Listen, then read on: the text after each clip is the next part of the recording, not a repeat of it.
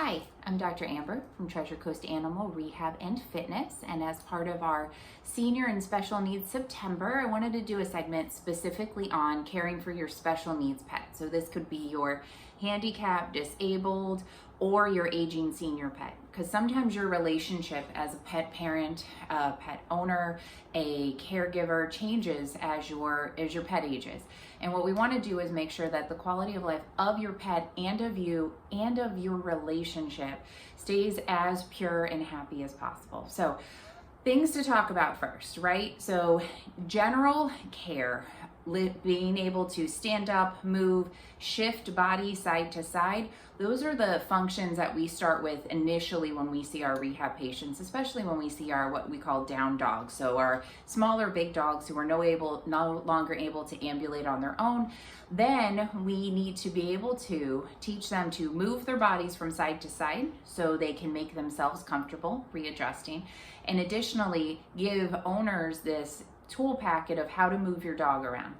Now, I can't go through all the specifics of neuro re-education and how to move your dog around the bed right now, but what I can talk about is assistive devices that can help you get your pet up and down. So my absolute favorite one is called the Help 'em Up harness. It has a harness on the front and on the rear. It has nice straps that support the entire underneath of your animal, and it gives you this way to lift your dog with support of chest and belly. A lot of our concerns are when we're lifting, we don't want to lift and pull shoulders, and we don't want to put undue pressure on abdomen, and sometimes that's what we can do when we use like a simple home sling or a towel under the belly. We can put some additional pressure there. It doesn't sound like a lot, but if you have a dog that has a hard time getting up or urinating or defecating, you slide a sling under him, you pick him up, you may cause them to leak some urine. It's not a big deal, and we all say the same thing, I love my dog, it's not a big deal, but it does become one of those quality of life things, because now your dog is leaked, they don't want to leak. Many of our pets are trained to not go to the bathroom in the house. So this transition from being able to get up, walk outside, and go outside to leaking and having accidents, urine and stool in the house is also stressful on the pet as well as us. It adds time to our day. It changes our relationship slightly. So something like this, where we can have them initiate standing up, we can help guide them as they walk. It does have plenty of spots for leashes. So if your dog just needs help getting up, but can otherwise walk, you can put a leash on them. This helps also to position them when they're defecating. So many of our patients can't do the position to defecate well. So a lot of owners hold thighs, they try to hold the little skin flaps over the hips. This gives you the ability to lift right here and give a specific amount of pressure to allow them to defecate without you having to touch them so much, which most dogs don't love to be touched when they're going to the bathroom. So, speaking of going to the bathroom, we'll get into the nitty-gritty part, and I'll do the rest of the fun stuff later of products you can get to help your pet. But urination and defecation. So this is one of those that can add freedom to you and your dog. So most dogs are trained to do potty outside. If you have a dog who's pad trained, it makes things a little easier, but still they're stimulated when they're on the grass to urinate and defecate. So you can be taught to express a bladder. So if your pet cannot pee on their own, if you have to help them, or if you are waiting just for them to fill up and then they leak in the house and then we feel like they're empty, you can be shown by your veterinarian how to express their bladder, which does give you freedom. What that does is you can take your pet out in the morning, still quality of life walk, still adventure walk, even if they can't move. You put them on the ground, and then you can express their bladder and then empty them out, which means they don't have to sit with a full bladder. They don't get changes to their bladder and the nerve endings to their bladder. And then also, they're not leaking in your house, they're not laying your pee, and it gives you the freedom to leave your pet without concern. So being taught how to express a bladder is different for each dog, different for cats too. Cats are important. And what happens when you express a bladder is there's a couple different kinds of bladders you can get. You can get your normal bladder, it feels kind of like a water balloon. You gently squeeze it and they express. There are some neurogenic bladders. So basically the nerves to the bladder have changed the way the bladder perceives itself. So some become really hard, tight little balls, and some become really big, flaccid, filled balloons of urine in your dog, and you have to gently and carefully express these. So that's why you do need to go to a professional to learn how to do it. I know there are videos online, but really make an appointment with your vet, learn how to express the bladder properly, and then do it outside. Dogs are more likely to relax all of the rest of the muscles for urination outside because that's more appropriate for them. Second, defecation. So I've had countless clients tell me that basically their day revolves around waiting for the dog to urinate, defecate, then they leave, do all their stuff, and come back before they have to do it again. So this is where if we can learn how to express the bladder and to make your dog defecate outside, then your freedom is better, their comfort is better, and then you don't have to worry about coming home to a messy dog, you don't have to worry about your dog laying in poop or pee, and there's nothing worse than trying to clean your large breed down dog who's covered in stool, who can't stand and help you during a bath. So how to stimulate a dog to poop? There's a couple different ways. So you can take a cotton ball, moisten it, and literally just rub it on their tushy when they're outside. So what I would do is take your pet out, give them a couple minutes, just like you would do on any normal walk, let them relax, and then you can take a moistened cotton ball, rub it on their tush. Some dogs respond to a spray bottle spritzing their tush, and that is enough for them to go. Sometimes you do have to, some dogs like to have, not like to have, sometimes they're stimulated by, if you think of this as their rectum, if you squeeze on the side of it gently a couple times, sometimes that's enough to stimulate their colon to contract and they'll poop. And the last way, seems the most extreme, but it is quite beneficial, is you can take a Q-tip and some KY jelly. And the reason we use KY is because it's water-based, it's not slimy, it's easy to clean, will not make them sick. So we use this. And then you take your cotton ball or your cotton swab, you put the tiniest bit of KY on there, and then you literally just put this into the tush, the width of the cotton swab on the end. Just that little tip, 1/4 of an inch right there. You put it in, swirl it around, come right out. Most dogs will go to the bathroom. If they don't go right away, they will go later. And these sound like invasive things if you are not in this state with your pet right now. But when your dog, and this can be your senior dogs too, any dog that has back issues, hip issues, neurologic issues to their bladder or colon, this could be your daily life. So these are things that can increase your freedom. Other things that can increase your freedom. So wee-wee pads, wonderful to have. Absorbent, put under the dog, it wicks away the moisture, so hopefully they don't stay so wet when you have this. They do make disposable and non-disposable diapers for dogs. They have little tail holes and they do fit them. So if you do have to leave a pet and you're not ready or able, or your pet does not respond to stimulation to defecate, diapers are a great plan. If you're going to diaper your dog, it might be a really nice thing to do a nice sanitary clip, which means we shave all the hair under the tail, sometimes even up the base of the tail, all around here, around the vulva, everywhere, so we can clean easier, so there's less chance of matting, scalding, any of that stuff. And they do make male wraps just for pee, right? So some dogs just become urinary incontinent, and there are medications for that, and you can follow up with your vet about that. But these nice wraps just go around, so if your male dog is going to leak pee, this is another one. I do have some clients that will use this in their males if they have to lift them. Again, if they're not using something like one of these harnesses, they'll strap one of these on first and then lift them, because sometimes they will leak pee. Urination and defecation are important, and you can get urinary tract infections if you're a dog who urinates not under their own control, right? So if their neurologic components to the urethra are not healthy anymore.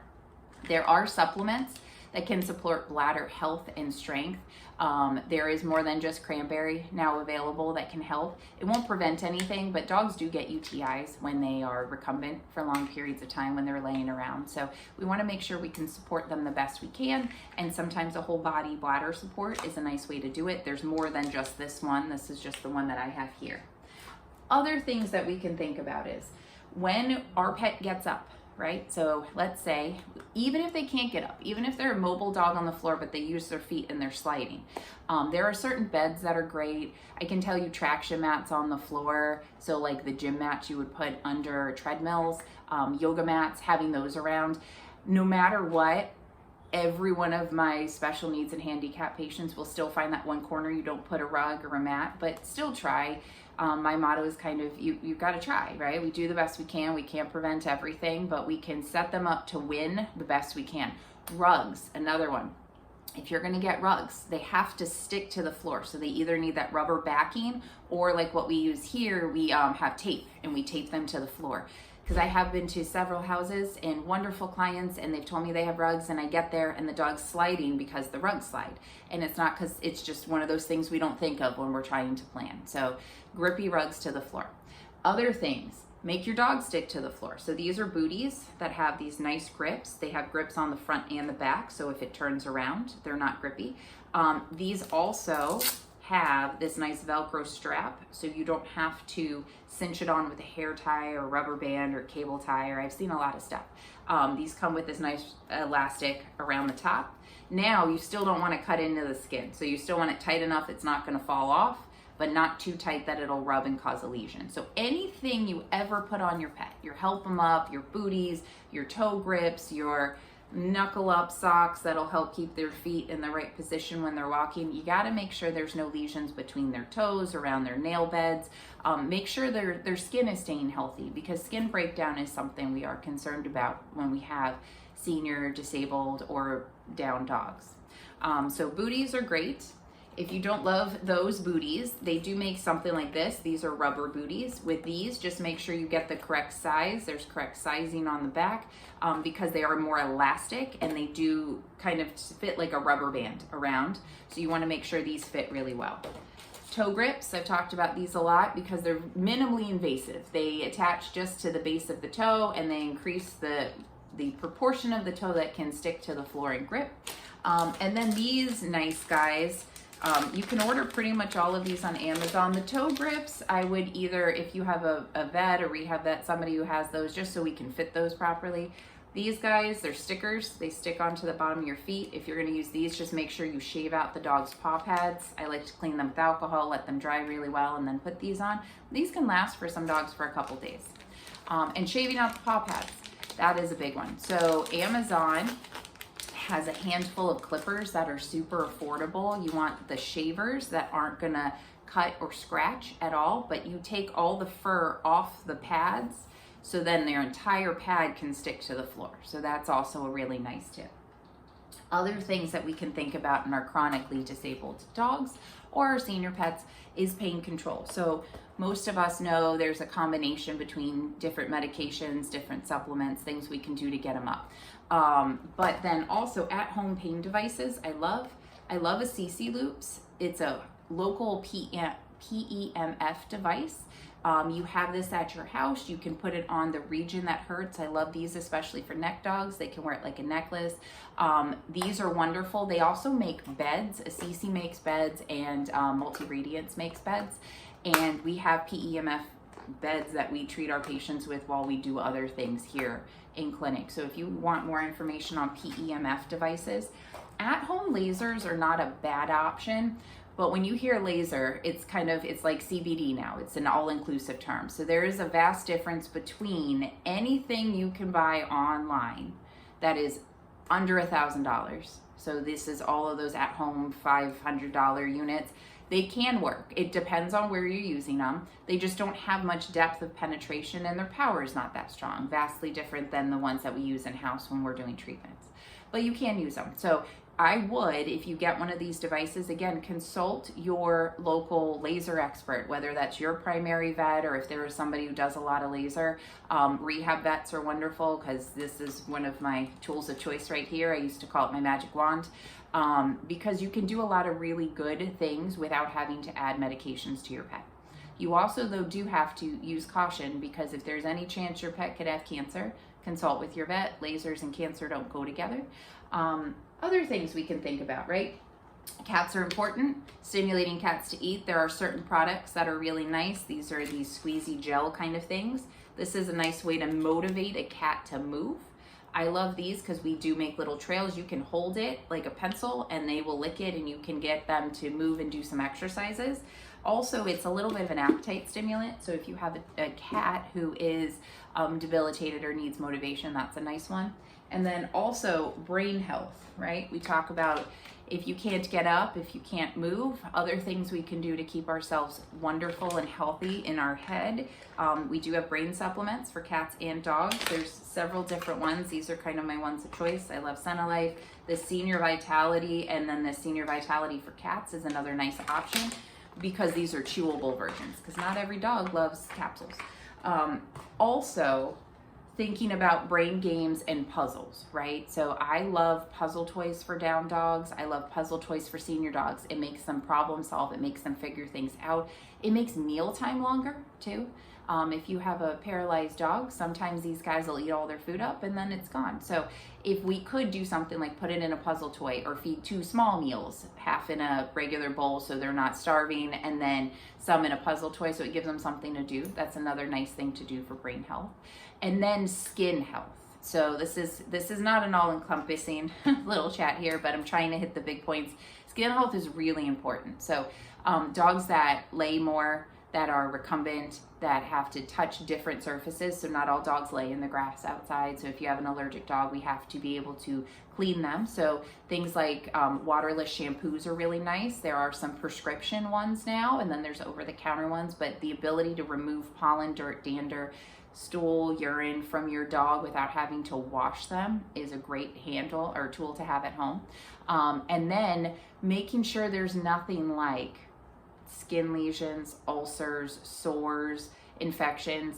It doesn't mean you're doing anything wrong. It just means that sometimes their skin is not as healthy when their body is not as healthy. So if you need help managing your senior, aging, or handicapped pet, if you're in Vero Beach, Treasure Coast, we're here for you. If not, you can go to rehabvets.org and there's a find a practitioner near you, because we deal with a lot of the secondary stuff from being a down dog or a handicapped dog or a disabled dog. So if you guys have any questions, feel free to call us, email us, text us, anything, and we will answer questions. Otherwise, we'll see you next week for our next episode. Have a great day.